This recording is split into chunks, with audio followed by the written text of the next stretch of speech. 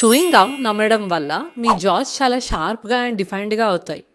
మీరు కూడా ఇలాగే అనుకుని గంటల కొద్దీ చూయింగ్ గమ్స్‌ని చూ చేస్తున్నారా? అయితే మీకు తెలియకుండానే మీ ఫేస్‌ని మీరు పాడు చేసుకుంటున్నట్టు.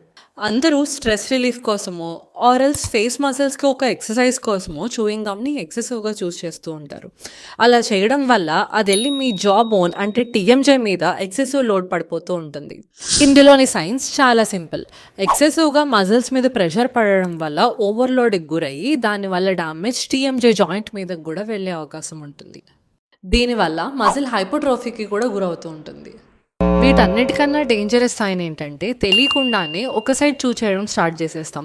దానివల్ల అన్‌ఈక్వల్ ప్రెషర్ వచ్చి ఫేస్ ఎసిమెట్రికల్‌గా కూడా తయారైపోతూ ఇలా జా లైన్ చాలా షార్ప్‌గా డిఫైన్డ్‌గా చేసుకుందాం అనే ప్రాసెస్‌లో జాయింట్‌ని ఎఫెక్ట్ చేసుకునే కేసెస్ నేను చాలానే చూశాను. అకేషనల్ చూయింగ్ పర్వాలేదు. కానీ excessive chewing, daily chewing is not at all recommended. ఈ జాకి కూడా అప్పుడప్పుడు రెస్ట్ అవసరం. మీ ఫేస్ బ్యాలెన్స్ అండ్ జా హెల్త్‌ని రెస్టోర్ చేసుకోవాలి అనుకుంటే జా అని కమెంట్ చేయండి. ఒక కంప్లీట్ గైడ్ నేను మీకు పంపిస్తాను.